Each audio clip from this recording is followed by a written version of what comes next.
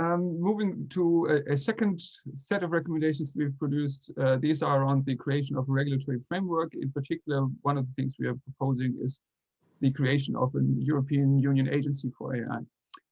Now, you've already touched on the possibility or necessity or not of regulating. So my first question here would be, what do you think a regulatory framework for AI would need to do? What does it require?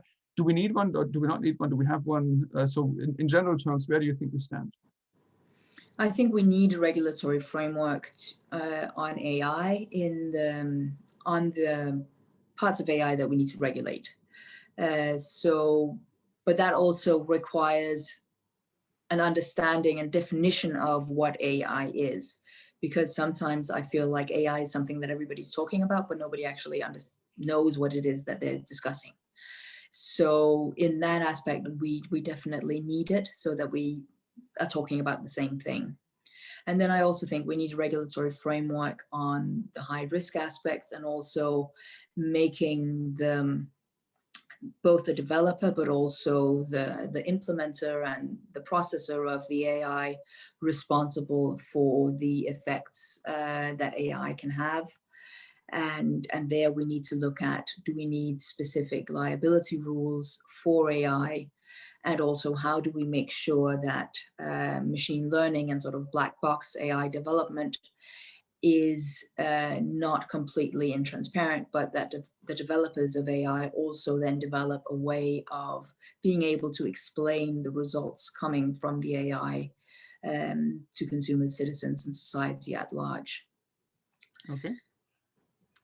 So to pick up on one aspect of what you just said, you said we need to regulate the high risk AI, and that's of course part of the European Commission's white paper, and it's probably going to somehow be reflected in the upcoming regulation.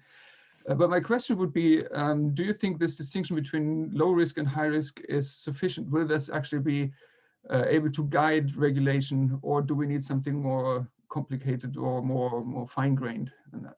I think we need a little bit more, go down a level a little bit. I think there needs to be a clear understanding of when the AI is high risk or not. It's not only depending on the situation that it's being used in, but also what it's doing. So you might be hiring somebody using machine reading for sorting the applicants according to whether they have a BA or an MA.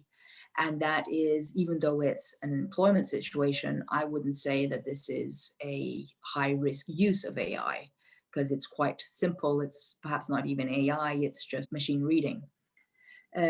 So I wouldn't qualify that as being high risk. But if you use a mechanism for analyzing different factors and giving points and scoring the applicants from this, then you need to make sure that the scoring system and the point system behind the choice of applicants that is being presented to the interviewer is clear and transparent, and that you're not just repeating and even exasperating discrimination or an unlevel playing field of the past. Because if you are using past results from employment, then you might actually just be repeating the mistakes of the past, and by feeding them into AI, then you might actually be making like cementing it for the future. So in that aspect, I think we need to look at both the sectorial and also the use of the AI when we're regulating, and not just say, okay, if it touches upon HR, human resources, employment, then it's per definition high risk, and the same with the health sector. Okay. So as part of our regulatory recommendations, we've suggested the creation of a European Union agency for AI. So my question to you would be, do you think that there is scope for such a thing? And if so, what do you think it should be doing?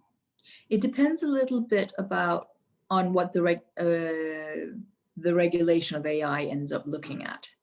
and also whether we want the agency to be sort of an enforcer of AI, or whether we want the agency's role to be more a catalyst for development of AI in Europe. Because we have the problem in the digital sector in Europe that we do not have a lot of big technological companies, which makes it difficult to make sure that the regulation is actually being adhered to, that foreign powers are not extracting either data or information or technology to other parts of the world. And therefore, I think it's important that we have an increase in the development and use of AI in Europe. And there, a focal point in such an agency would be useful. Having an implementer of the upcoming regulation may or may not be necessary. There is it could also be given to parts of the Commission, but I think it is important that we in the digital sector that we think not at a national level, but we think at a European level, because when you're developing technology, you're not thinking neither at a European or a national level, you're thinking at a global level.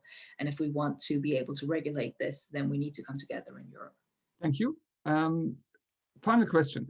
From your perspective as a thought leader, as a politician in Europe, what would be your short elevator pitch message to people like us in the SHERPA project who are working on this as a research activity, but also to other stakeholders, be it industry, be it civil society? Where do you think a key focus should be? What would be your message?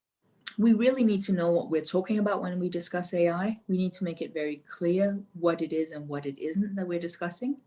And we need to make sure that we develop these technologies to the benefit of our society and for all in our society, so that we have technology that promotes the good things and does not repeat the bad things of our past.